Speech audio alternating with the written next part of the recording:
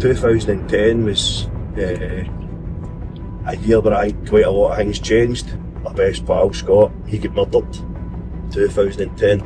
I started to drink heavier, I started to use drugs more. I mind waking up in the morning, my mum and dad woke us up. I was in my bed and they woke us up and they said to us, right, your suitcase is packed, you're going to Norway. You're there to stay with your uncle. Come back to the graveyard and sit at my pal's grave. And then walking away from it, if there was a grave that was dug, I could see the plywood at the top of the grave. I would just move the plywood out of the way and jump into the grave that was dug for somebody to get buried that day or whenever it was. Just watch your feet going down here, mate. So that's where we're going to go, we'll go in that water. In there, mate, that's where we're off to.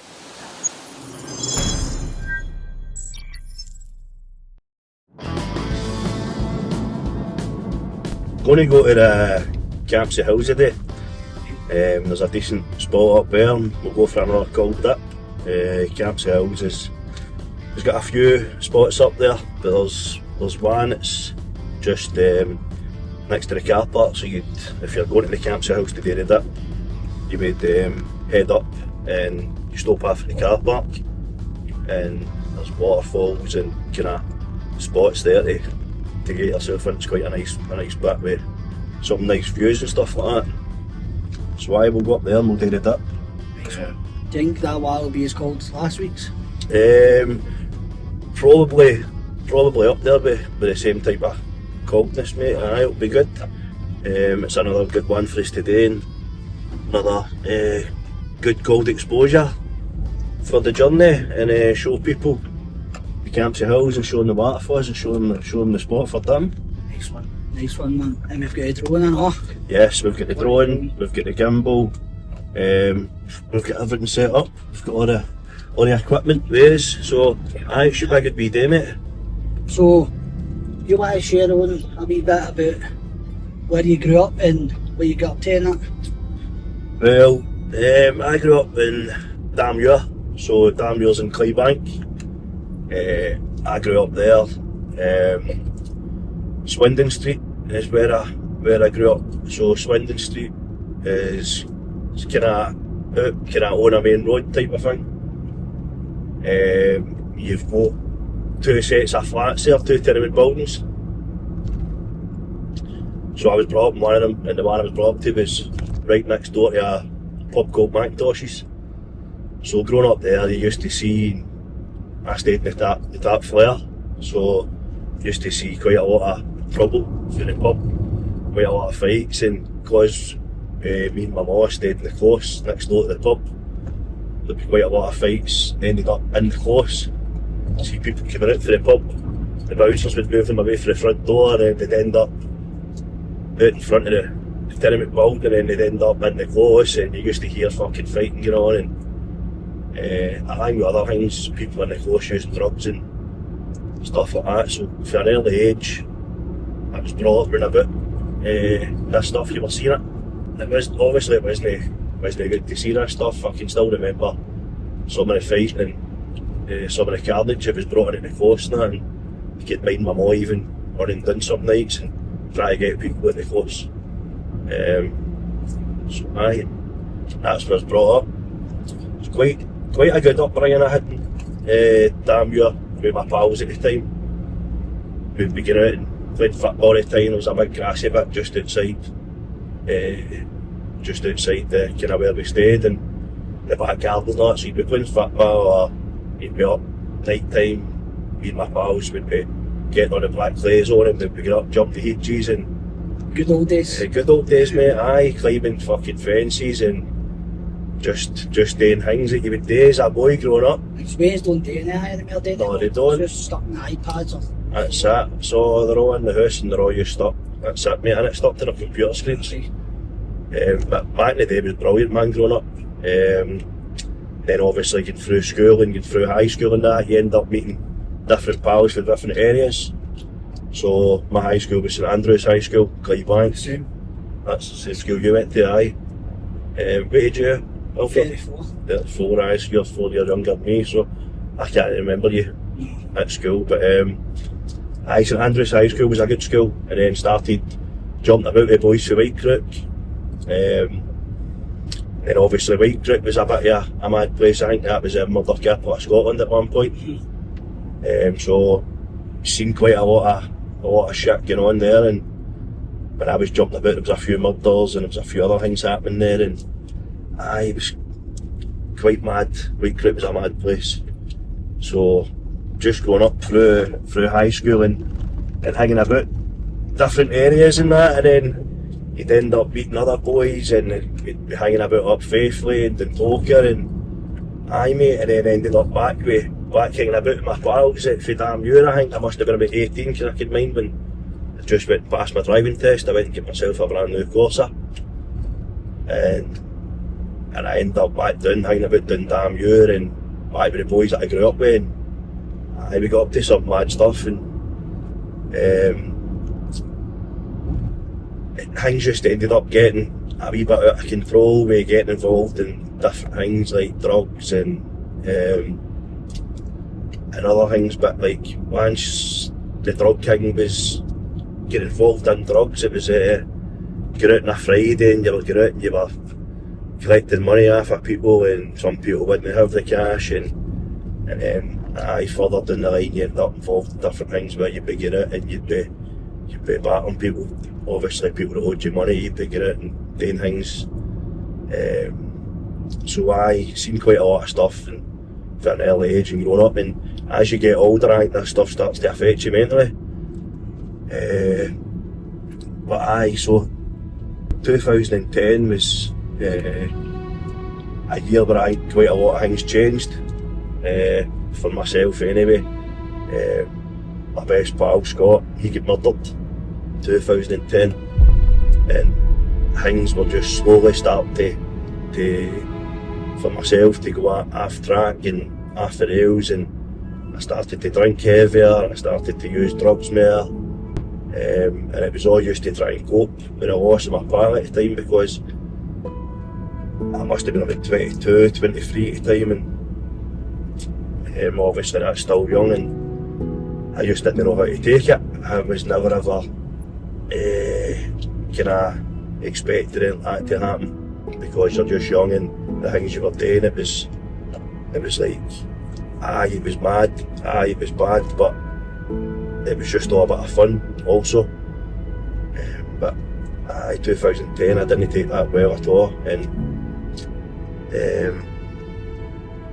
I think it was exactly a year to the day of my pal's death, so it would have been on the July 2011. I mind waking up in the morning, my mum and dad woke us up. I was in my bed and they woke us up and they said to us, right, your suitcase is packed, you're going to Norway, you're there to stay with your uncle. So that's what happened. I get drove up to Aberdeen Airport and got on a flight to go to Norway to try and sort my life out, sort myself out, and obviously my mum and dad were worried about the stuff I was doing, and fucking I was waking her up in the graveyard and stuff like that, and I was waking up in fucking graves that had already been dug for people. Aye mate, and I was going up the graveyard at, call it 1 o'clock, 2 o'clock in the morning. I'd be going up there after I left a party, go back to the graveyard and I'd sit at my pal's grave, and then walking away from it, if there was a grave that was dug and you'd see the plywood or the top of the grave, I would just move the plywood out of the way, jump into the grave that was dug for somebody to get buried that day or whatever it was.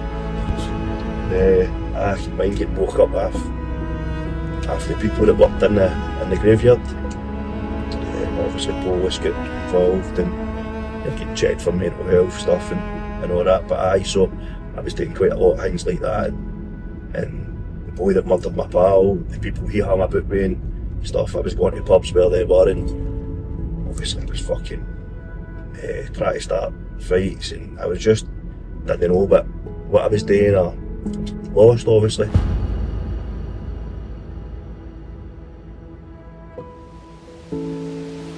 Way back, probably about 8 years ago in fact, roughly. Just after I took the seizures, through the drinking, through my alcohol. One of my pals took us up here, up to the Campsies lane, up to this exact spot. He put us up for a cold water dip up here. Aye, some place, man, so it is. Class with a day, that was, I know, man, it was a summer's day, in fact, so it was fucking roasting, but the water just always seems to be cold, see, because it's running water, flowing. But aye, my pal took us up here for a dip, and it's just something about getting in that water, it just clears the head, makes you feel good, and aye, it's a class wee spot, this, so it is. Love it.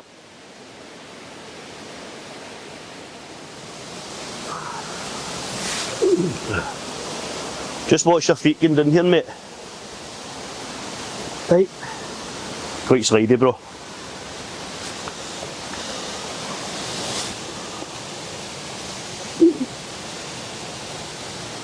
So that's where we're going to go. We'll go in that water. In there, mate. That's where we're off to. Stand under the water for. Get the head and shoulders and that out. Innit? Aye.